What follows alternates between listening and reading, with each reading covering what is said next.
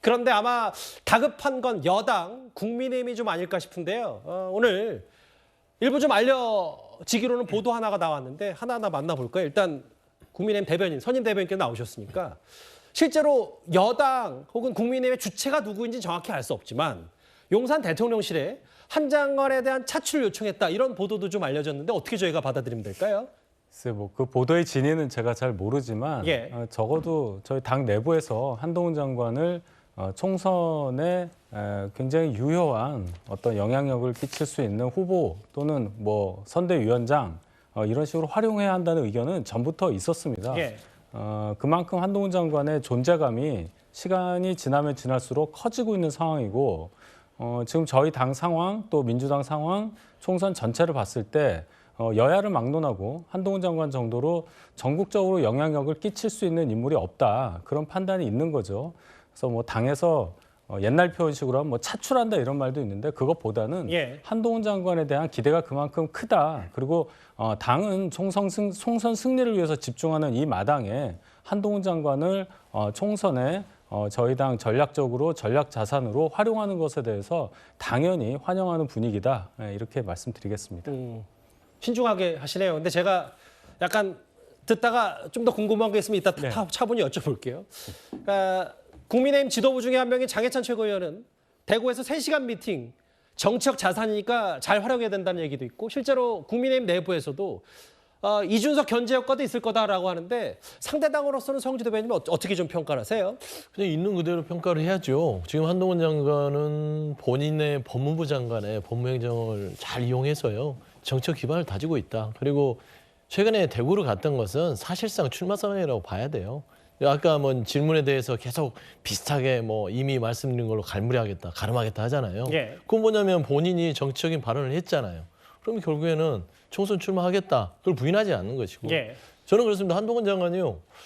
출마하는 거 좋다고 생각합니다. 본인이 평가를 이제 정치판에 들어와서 받아야죠. 그러니까 자꾸 지금까지는 국무위원으로서 법무부 장관으로서 뭔가 뒤에 숨어서 정치를 안 할 것처럼 하면서 본인은 솔직하지 못했다. 그런 측면에서는 이제 솔직해지고 있구나. 저는 박수를 보내고요. 저는 그렇습니다. 지금 지난 정부의 법무부 장관들은 국회의원이면서 지역구를 가진 의원들이 장관을 했어요. 그렇기 때문에 지금의 행보하고는 달라요. 그리고 나서 대구를 가면서 자꾸 이렇게 대구에 대해서 보수의 심장을 치켜 세우지만 저 아까 뭐 동운여지도를 보니까 광주도 잠깐 있던데 광주는 사실상 안 간 거예요. 5.18 민주화 운동 기념은 그거는 그냥 기본적으로 가는 것이고 예를 들면 광주에 가서 대구처럼 저렇게 막 사진을 찍고 줄을 섰다면 저는 한동훈 장관의 위상이 상당히 높아졌다고 저는 100번 이해할 것 같습니다. 근데 아직까지는 극단 정치에 기대서 본인의 정치의 출사표를 던진다는 측면에서는 모르겠습니다. 본인의 스펙트럼이 어떻게 인정받을지는 좀 지켜봐야 될 것 같아요. 근데 다만 이제 뭐 반론 차원은 아니고 문재인 정부 때는 또 장관이 국회의원 신분도 또 그만두지 않고 해서 겸직 논란은 좀 있었어요. 그 부분은 좀 다른 부분이 있을 수 있으니까요. 이현정 의원님. 물론 이제 여기 보면 대통령실에 한동훈 장관 차출을 좀 요청했다. 조금 더 속도를 내겠다는 국민의힘 생각도 있지만 이게 대통령 생각도 대통령 생각이고 한동훈 장관에 대한 본인의 결단 이런 것도 좀 많이 맞물려 있지 않습니까? 그렇죠. 그러니까 지금 사실 총선이라는 게 결국 차기 주자들의 경쟁판이다. 이렇게 보시면 될 것 같습니다.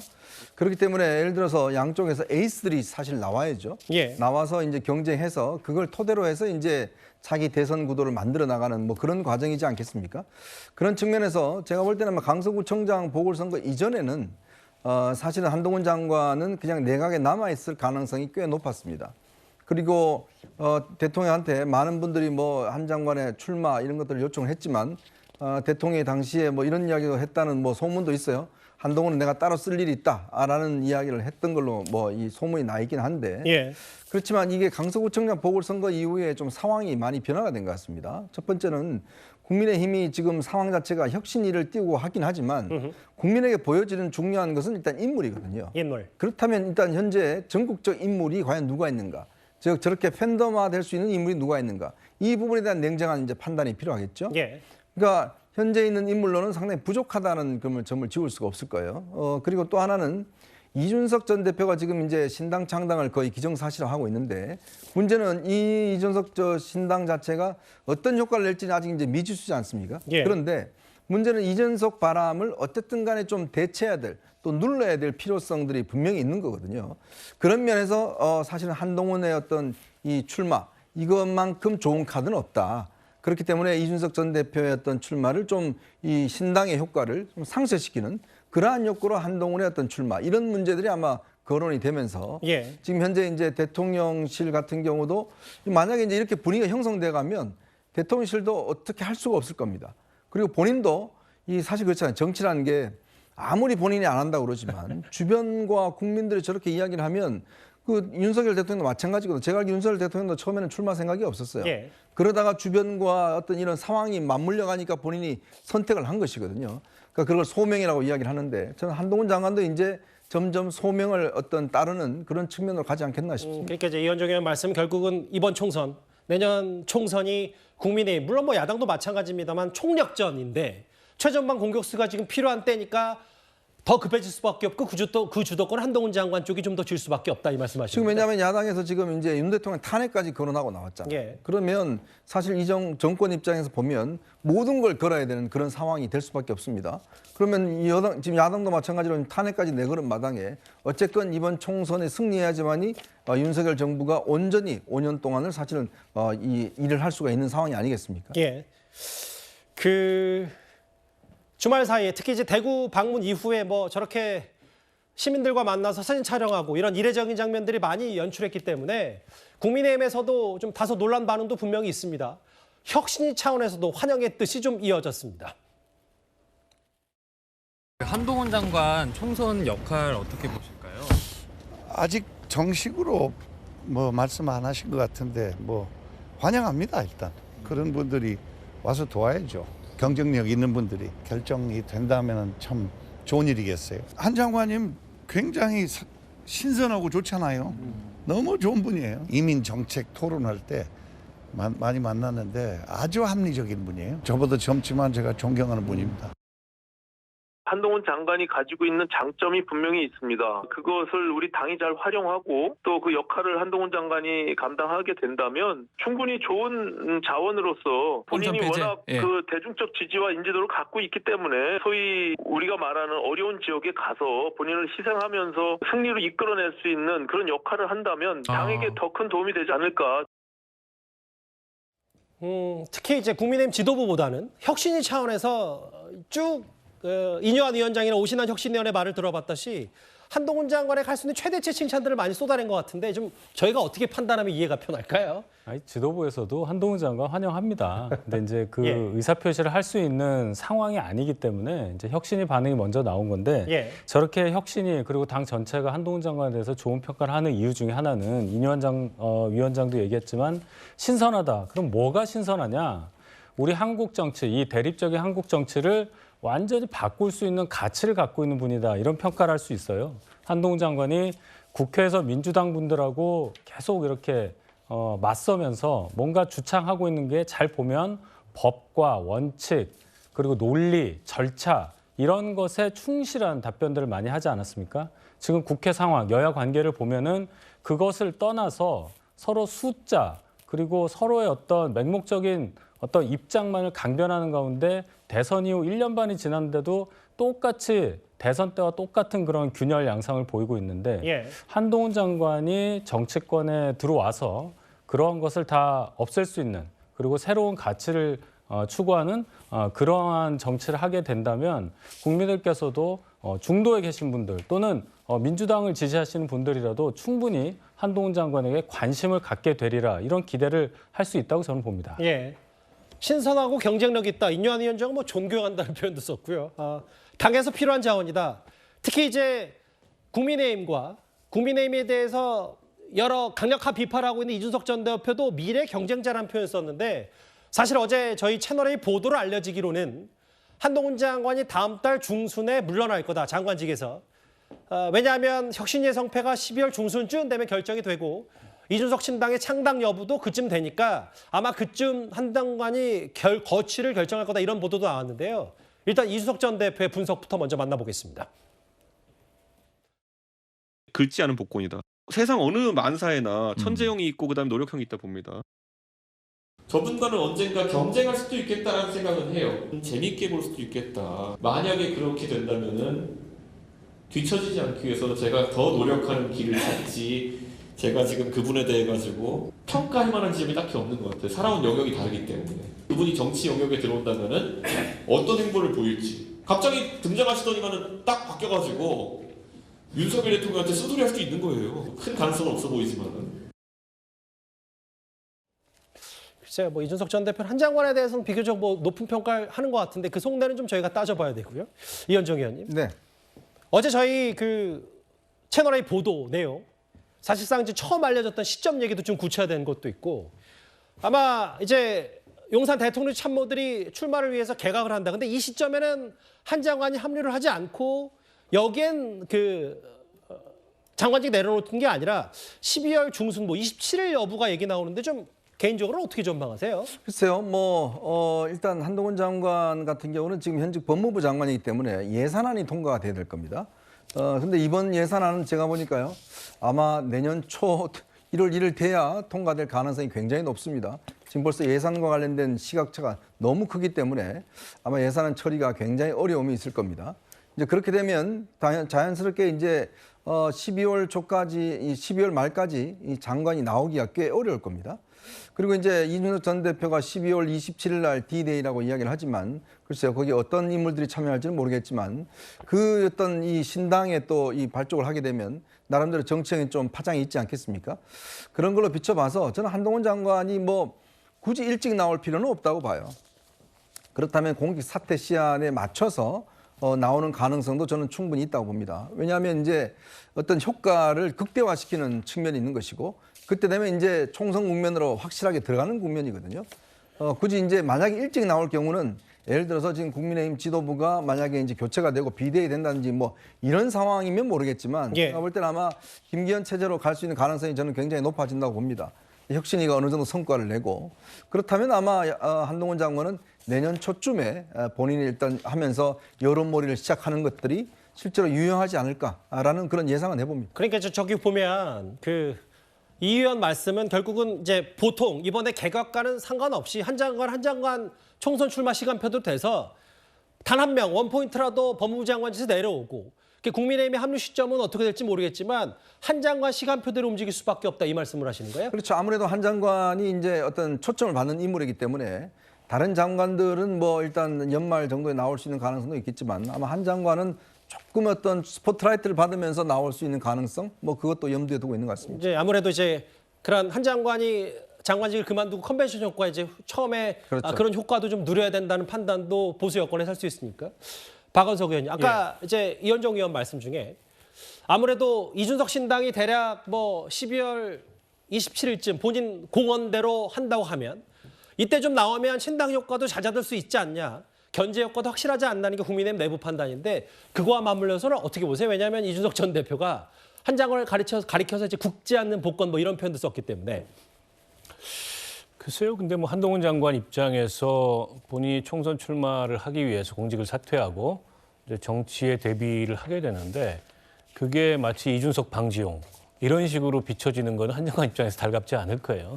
별개의 문제라고 생각을 할 거고 다만 이제 여당 입장에서는 최근 한 1, 2주 동안에 뉴스를 거의 이준석 전 대표한테 뺏겼거든요.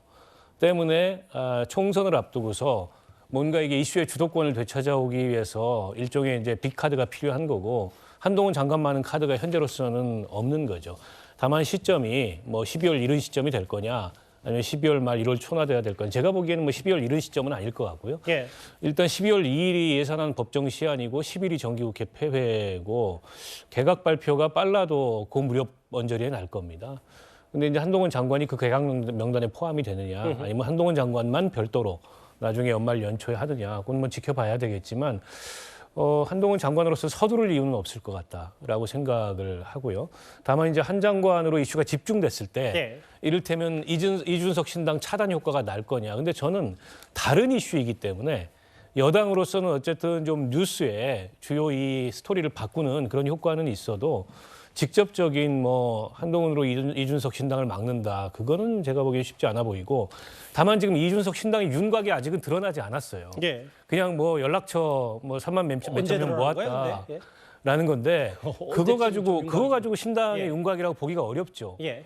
제가 보기에는 연말쯤 가봐야 될 것 같아요. 거기에 도대체 어떤 사람들이 참여하느냐. 이준석 신당에. 예. 그리고 이게 이제 국민의힘의 공천 탈락자들 모아가지고 신당을 하는 거냐, 아니면 여야를 넘어서 이 정치권을 재편하기 위한 새로운 시도를 하는 거냐, 그 의미가 전혀 다르거든요. 예. 근데 뭐 전자 정도라면은 그 파괴력이 이렇게 크지는 않을 거고, 이를테면은 당장의 민주당 비명계까지 포함한 어떤 시도가 있지 않더라도 그것을 목표로 이 큰 그림을 그리고 신당을 추진한다. 그건 의미가 전혀 다르기 때문에 예. 후자일 경우에는 상당한 파괴력을 가질 수도 있다. 이렇게 생각을 합니다. 예. 그런데 야당에서도 본격적으로 한동훈 장관 견제를 다시 시작한 듯합니다. 민주당 안민석 의원은 좀 사실과 다른 주장도 해서 뒷말도 나왔는데요. 그 화면도 저희가 준비했습니다. 한동훈 장관은 어제 보란 듯이 보수의 심장 대구를 찾아 공개 행보를 펼쳤습니다. 말로는 예정된 통상적 방문이라지만 총선이 국민의 삶에 중요한 것은 분명하다며 총선을 향한 들뜬 속내를 숨기지 못하는 듯 했습니다. 몰려든 촬영 요청에 기차표까지 취소하며 3시간이나 사진을 찍었다는데 출마 생각에 무척이나 설렜습니까? 토요일 날 이제 장관이 대구로 내려갔어요. 맞습니다. 어떤 이유가 있었겠죠. 그 황금 같은 주말 그 시간에. 그리고 내려가서 한 얘기가 어떤 대구 시민들을 이제 극찬하고 대구 시민들의 마음에 쏙 들 이야기를 했어요. 그러니까 장관으로서는 사실 총선 앞두고 이례적인 발언이라고 봅니다. 보통 장관들은 오해 살 만한 이야기를 이 점이면 결코 하지 않아요. 그렇죠. 총선 치읓자 이야기도 치읓도 꺼내지 안 해요? 않는 거거든요. 뭐 강선우 대변인은 공식 브리핑에서 대구 행에 평가절을 했고, 근데 이제 안민석 의원은 황금 같은 주말인 토요일의 대구행, 뭐 본인 스스로는 착각할 수 있죠. 원래 금요일이 팩트고 팩트를 틀린 건데 주말에 토요일 대구행, 뭐 실수는 할 수 있는데 이제 이거를 마치 정치적 쇼다, 주말에 간 거가 다 정적 행보다, 평가절하려고도 토요일로 가다 맞춘 거 아니냐는 여권의 비판인데 좀 어떻게 생각하세요? 이거 뭐 정치 행보라는 건 부인할 수 없는 것 같아요. 예. 이제 단어 하나를 가지고 뭐 착오다 왜곡이다 하는 것은 뭐 이제 평가의 영역이긴 하지만요. 한동훈 법무부 장관이 지금 하는 행보들을 TV로만 지켜봐도 이게 법무부 장관의 공식 일정보다는 정치 행보에 가깝다는 게 일반 시민들의 눈일 것이다, 저는 생각이 들어요. 왜 그러냐면 다른 걸 다 떠나서 시민들이 몰려서 3시간 촬영하는 것을 계속해서 찍어주잖아요. 어느 법무부 장관이 3시간을 기다리면서 찍습니까? 물론 뭐 많은 팬들에 대해서 팬 서비스 차원에서 할 수도 있지만 최소한 30분이나 1시간 정도 하고 일정 때문에 없다 하더라도 법무부 장관은 오해를 살 수 있으니까 벗어나는 게 맞죠, 통상적으로는. 뭐 그거는 이제 생각마다 통상적으로 다르니까. 그렇습니다. 그러니까 퇴근을 한 상태에서 상관이 없는 거잖아요. 아니, 이제 퇴근에 한 상태도 어쩌든 예. 법무부 장관이 본인이 예. 정치적으로 그런 오해를 받을 수 있는 지금 직책이 있잖아요. 예. 뭐 총선 출마를 선언할 수도 없는 상황이고 그런 상황이면 오해받을 일을 왜 합니까? 그럼에도 불구하고 대놓고 팬 서비스를 했다라는 부분은 저런 비판을 받을 수 있어요. 그러니까 한동훈 장관도 여러 가지 고민이 있을 것 같아요. 예. 대구를 갔던 것도 정무적으로 판단했을 것이고 앞서도 얘기했듯이 이준석 전 대표가 대구를 흔들기 시작하니까 예. 가서 한번 좀 한동훈 장관이 살펴보고 와라 라는 그런 뭐 여러 가지 사인도 받았을 것이다 라는 개인적인 추측이 있는데 솔직히 말씀드리면 안민석 의원이 좀 과하게 표현했을지 모르지만 정치적 행위는 맞다. 그래서 저는 한동훈 장관이 제가 아까도 말씀드렸다시피 대구행은 사실상 출마 선언이다. 저는 그렇게 생각합니다. 무슨 말씀인지는 알겠어요. 근데 이제 사진 찍는다고 사람들 몰려든다고 평가절할 것까지는 없는 것 같은데 이제 무슨 취지인지는 알겠어요. 이제 야당에서 봤을 때. 오해받을 일을 할 필요는 없는데 대놓고 했다 그거죠. 예. 앞서도 말씀드렸다시피 뭐 한 장관의 그거는 뭐 오해 소진이 있을 수 있다는 논평은 존중하나 그 이후 행보는 뭐 법무부의 공식 일정 이후에 기차표까지 뒤로 미룰 정도로 여러 시민들의 반응했다는 측면도 분명히 반대 입장도 있을 테니까요. 그러면 제가 이번 주제 정리하기 전에 확실히 죄송합니다. 확실히 빨라진 한동훈의 총선 시계, 한동훈 장관의 총선 시계 하나하나 좀 예측을 해보겠습니다. 이제부터는 전망이고 오늘 각 신문 조간 신문마다 여러 시나리오 한동훈 활용법에 대해서 얘기를 좀 나왔는데 일단 선택지가 많아요. 그동안 나왔던 종로설 혹은 마포로 가냐, 자객공천 얘기하냐. 오늘 저희 채널A 라디오쇼 정치시그널에 출연한 신지호 전 의원은 대선에 직행하기 위해서 불출마 선언하고 총리를 맡을 거다. 물론 총선은 도와주지만 뭐 이런저런 얘기를 하는데 이현정 의원님. 네. 만약에 사지선다형이면 무게를 좀 어디에 두시겠습니까? 글쎄요, 저는 뭐 한동훈 장관이 저격수 역할은 아닌 것 같습니다. 뭐 굳이 뭐 예를 들어 뭐 정청래, 안민석 의원 지역에 나가서 그럴 용도는 아닌 것 같고, 특히 이제 뭐 만약에 이제 한동훈 장관이 출마를 결심한다 그러면 이게 전국적인 인지도가 있잖아요. 지금 사실은 국민의힘에서 전국적 인지도가 있는 분이 이제 인요한 위원장하고 한동훈 장관 그 정도지 않습니까? 그렇다면 저는 뭐 굳이 예를 들어서 본인이 뭐 험지에 가서 뭔가 뭐 민주당이 거물하고 싸워야 된다. 뭐 이것보다는 오히려 뭐 비례대표 뒷번호를 받을 수도 있고요. 또 예를 들어서 조금 승리가 가능한 지역 가서 조금 할 수도 있고. 근데 이게 선거라는 게 이 간단하게 쉽게 봐서는 안 됩니다. 예전에 아마 기억나실 겁니다만은 종로 선거에 또 그때 오세훈 시장이 그때 출마를 했다가 정세균 후보한테 되치기 당했잖아요. 그 이유가 뭐냐면 본인이 뭐 여론조사 이런 거 당연히 당선되니까 외부 지원 활동을 많이 나갔어요. 예. 그 틈에 사실은 정세균 당시 대표가 굉장히 선거운동을 열심히 했거든요. 그러니까 알 수 없습니다. 이게 전국적 지명도가 높다고 해서 거기 가면 당연히 당선될 것이다? 아닙니다. 제가 경험해 따르면 선거라는 건요, 정말 죽기 살기로 해야 되고 그렇지 않으면 하기가 어렵거든요. 그러니까 험지 좋은 곳 있을 수 없다. 일단 지역구에 매이면 거기에 전면적 투입을 할 수밖에 없습니다. 아무리 대중적 인지도가 그럼요. 있더라도. 지역민들 그렇게 쉽지 않습니다. 그 한동훈 장관 온다고 해서 뭐 다 찍을 것 같다. 이거는 제가 볼 때는 오해고, 오히려 지역에 갈 경우에 정말 아침부터 저녁까지 그래야지만이 찍어줍니다. 왜냐? 저 사람이 그냥 단지 우리 지역을 스쳐가는 지역이냐, 아니면 정말 우리 지역의 대표냐, 그걸 지역 주민들은 유심히 보거든요. 예. 그게 선거에서 가장 중요한 겁니다. 그러니까 이 유명도가 있는 분들이 실패하는 이유가 바로 거기에 있어요.